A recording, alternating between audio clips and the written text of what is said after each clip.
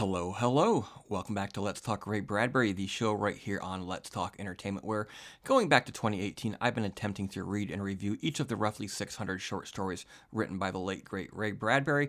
Today we are up to story number 258, which is also the 19th of 22 short stories in his 2009 collection, We'll Always Have Paris. Today's story is If Paths Must Cross Again. The way that these reviews work is I do a brief synopsis of what happens in this story, and then sort of wrap it up with a brief analysis of what I thought about the story, what it means, is it a good story worth your time to read. All right, then. So a woman named Theta meets a man named Dave in a lounge in L.A. After they begin to talk, they come to realize that they both went to the same school in Illinois 10 years earlier in a small town. By all accounts, they should have known each other, but they did not. They could not remember each other. But they discovered that they'd walked the same halls, seen the same movies on the same weekends, ate at the same greasy diner with the same greasy hamburgers. And neither of them remember each other, and they find this remarkable. But she's pretty much instantly fallen in love with this man on this night.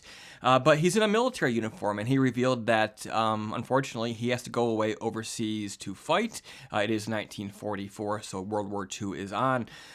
She has a bad feeling that he'll die, but he insists that she should look around this lounge in L.A. on this night, remember all the faces that she can, because at some point down the road, she might be in some other place, and she'll realize that, yes, I've met you before. We've been in the same place. You were with Dave on that night in LA in 1944.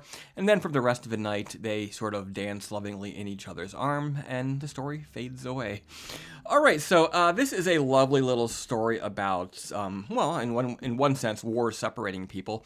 But it's about people whose paths have crossed, but not always at the right time. I think this is a very relatable scenario. People who unnoticed in our lives at various stages may become the most important people to us in the world. At the same time, sometimes these chance encounters happen and it's too late. In this case, he's going off to war. He may very well die. But in more general senses, you realize that somebody who you let go has moved on and has a different life, and you missed your opportunity because the stars did not align for you at the right time, and meanwhile the stars aligned for them with somebody else at a different time in a different place. I think this is very relatable. It makes me think about all the people who I've known over the years who have fallen in and out of my life. Sometimes they're casual acquaintances. You're in a school, there's hundreds of people, you know many of them. Not always a close relationship, but it could have been better.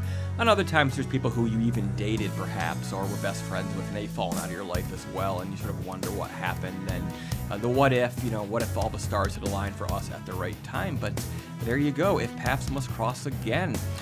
All right, so next story will be Miss Appletree and I, and that will be story number 22, or 20 of 22 in this collection, as we quickly near in on wrapping up We'll Always Have Paris. I hope you will tune again tomorrow or perhaps the next day to find out what Miss Appletree and I is all about. Thank you, and I'll see you again soon.